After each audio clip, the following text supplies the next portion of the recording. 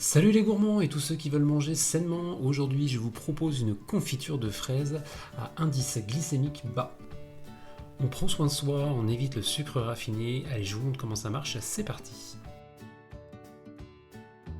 On commence par la star de notre recette, les fraises. Alors bien évidemment si ce n'est pas de saison, vous pouvez toujours les acheter surgelées. Et pour compléter cette recette, rien d'autre que des graines de chia, versez 2 grandes cuillères à soupe dans un petit ramequin pour la préparation juste après.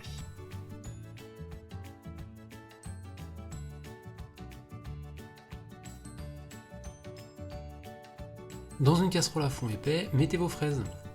On fait chauffer à feu doux pendant environ 10-15 minutes en remuant de temps en temps. Les fraises vont fondre et libérer leur jus.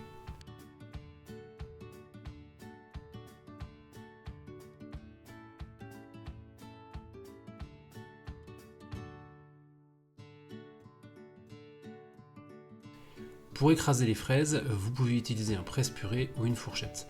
On veut une texture un peu rustique, pas une purée lisse. Vous pouvez varier les plaisirs avec d'autres fruits rouges, des framboises, des myrtilles par exemple. Le principe est le même, l'idée c'est que les fruits rouges ont un indice glycémique inférieur à 35, donc c'est parfait.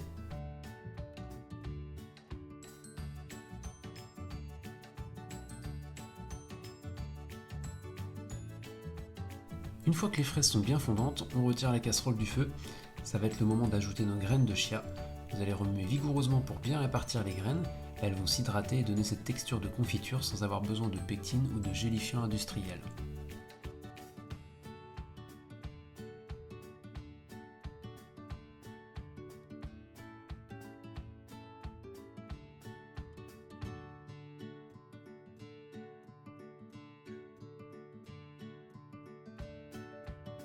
Vous allez laisser refroidir quelques minutes à température ambiante, puis vous allez transférer votre confiture dans un joli pot en verre propre.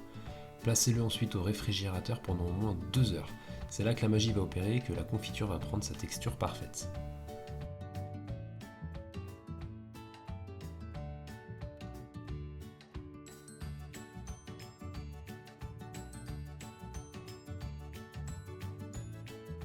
Et voilà le résultat après quelques heures au frais. Regardez cette texture, c'est onctueux, c'est gourmand et surtout c'est sain. Vous pouvez la servir sur du pain complet, dans un yaourt grec ou alors avec des pancakes Igeba ou même seul à la cuillère. Alors si vous êtes prêt à adopter la confiture de fraises Igeba, laissez-moi un petit commentaire si vous testez cette recette et dites-moi quel est votre fruit préféré pour une prochaine confiture. Si cette vidéo vous a plu et que vous voulez d'autres astuces gourmandes et saines, surtout vous n'oubliez pas de liker, de vous abonner à la chaîne et d'activer la petite cloche pour ne rien manquer. Allez à très vite pour de nouvelles recettes et conseils, prenez soin de vous.